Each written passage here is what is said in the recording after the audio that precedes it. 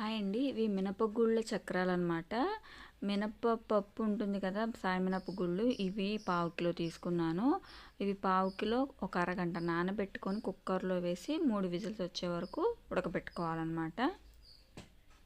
ఒట్టి బియ్యపిండి, శనగపిండితో కాకుండా ఒకసారి ఇలాగ మినపగుళ్ళతో ట్రై చేయండి. తెల్లగా బాగుంటాయన్నమాట.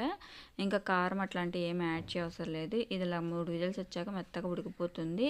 దీన్ని మిక్సర్ జార్లో వేసుకొని మెత్తగా గ్రైండ్ చేసుకోవాలి. ఇప్పుడు దీంట్లో నేను ఒక 300 గ్రాముల బియ్యపిండి తీసుకున్నాను అనమాట. ఇవి పావు కిలో మినపగుళ్ళు, పావు కిలోను వేసుకోవచ్చు, ఇంకొంచెం ఎక్కువ వేసుకోవచ్చు అనమాట. వీటిలో సరిపడా సాల్ట్ వేసుకొని ఈ పిండి మొత్తం కలిసే విధంగా కలుపుకోవాలి.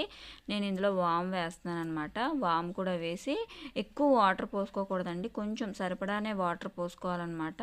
వాటర్ పోసుకొని చక్రాల పిండి మాదిరి మొత్తం కలుపుకోవాలన్నమాట. కలిపి నేను నూనెలో తిప్పకుండా పేపర్ల మీద ఈ జంతికలు చేసి అప్పుడు నూనెలో వేసాను అనమాట. ఎందుకంటే చేతి మీద సెగ రాకుండా అనమాట. ఇదిగోండి ఈ విధంగా చక్రాలు ఇలా పేపర్ల మీద, ఇవి ఆయిల్ ప్యాకెట్లు ఉంటాయి కదా, వాటిని కట్ చేసి దాని మీద ఇలా తిప్పి ఇలా ఆయిల్లో వేస్తే మీకు చేతి మీదకి సెగ రాదు.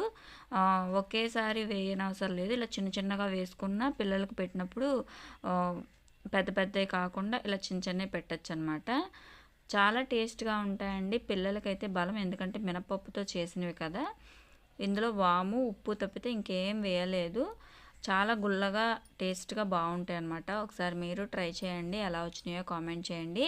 ఈ వీడియో కనుక నచ్చితే ప్లీజ్ సబ్స్క్రైబ్ చేయండి, అలానే చిన్న లైక్ అయితే ఇవ్వండి.